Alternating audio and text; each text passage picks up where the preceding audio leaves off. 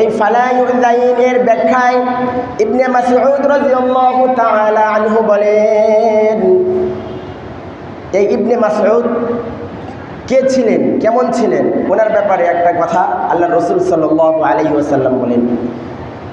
উপস্থিত সাহাবায়ে কেরাম রাদিয়াল্লাহু তাআলা আনহুম আজমাইনকে বলেন, এই সাহাবায়ে কেরাম, তোমরা কি জানো আমার উপরে কোরআনুল কারীম কিভাবে নাজিল হয়েছে? সকল সাহাবায়ে কেরাম বললেন, আমরা তো জানি না ইয়া রাসূলুল্লাহ সাল্লাল্লাহু আলাইহি ওয়াসাল্লাম। সাহাবায়ে কেরামের জবাবে আল্লাহর রাসূল সাল্লাল্লাহু আলাইহি ওয়াসাল্লাম বলেন, আমার ইবনে মাসউদ যেরকম ভাবে কোরআনুল কারীমের তিলাওয়াত করে ঠিক তেমনি ভাবে আল্লাহ পাক রব্বুল আলামিন আমি নবীর উপরে কোরআনুল কারীম অবতীর্ণ করেছেন। সুবহানাল্লাহ। ইবনে মাসউদ যেভাবে কোরআনুল কারীমের তিলাওয়াত করে আমি নবীর উপরে ঠিক তেমনি ভাবে কোরআনুল কারীম অবতীর্ণ হয়েছে। সুবহানাল্লাহ।